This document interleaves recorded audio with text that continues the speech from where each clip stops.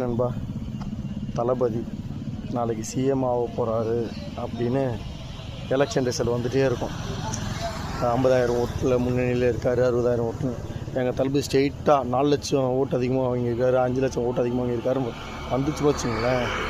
அப்படியே டிஎம்கேல எல்லாம் பெல்ட் அடித்து அப்படியே பாதி பேர் காணாமல் போயிடுவாங்க. அட்ரஸ் தெரியாமல் காணாமல் போயிடுவாங்கன்னு சொல்லுவாங்களே, அந்த மாதிரி காணாமல் போயிடுவாங்க.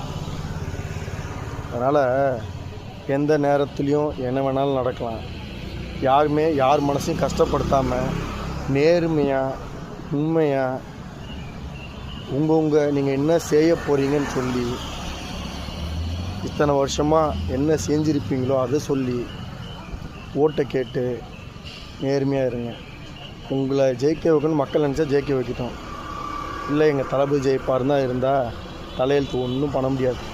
என்னடா இவ்வளோ தடைகளை போட்டோம், அதை மீறி வந்துட்டானேன்னு உங்கள் வயிற்றுச்சல் தான் வரும். நேர்மையாக இருங்க. இதுக்கு மேலே மக்கள் எதுவும் பண்ணாதீங்க.